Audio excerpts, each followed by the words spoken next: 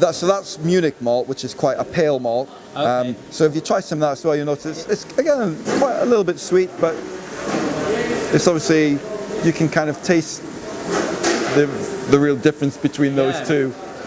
Will get roasted to develop color and flavors. Generally, the darker the color, the greater kind of in-depth flavor they've got. Right. So you're talking more like your stouts with the darker grain? Exactly, yeah, exactly.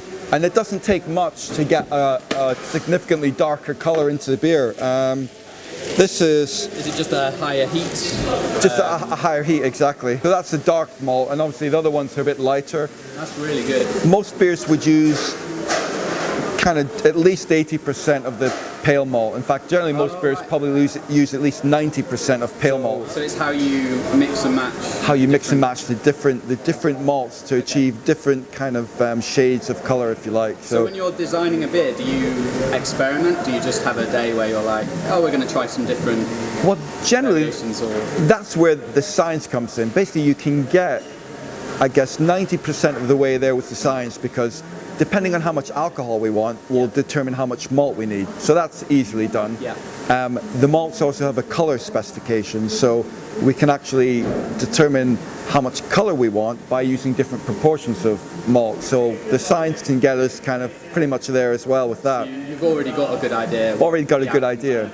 And then, so that'll give us the sweetness, if you like, and the color, and that background flavor of malt. And then from the hops, we're going to get the bitterness and some aromas and flavor from them. The first step in the brewing process is to get the malted grain into the mash tun.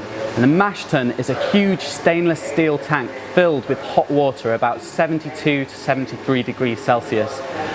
As soon as that grain gets into that hot water, a reaction starts to occur and sugars are given off from the grain, and different temperatures give different amounts of sugar. Now the difficulty is maintaining a really constant temperature. So the way they get it in there without the water cooling down is they take the grain, they put it in this container up here, and they add a big long pipe going into the mash tun, which is down there. Now as the grain's going through the pipe into the mash tun, they also feed in hotter water, which is around 82, 83 degrees, which cools down when it hits the grain to around 72 degrees. So the whole thing is maintaining this constant temperature so that the right amount of sugars can be released.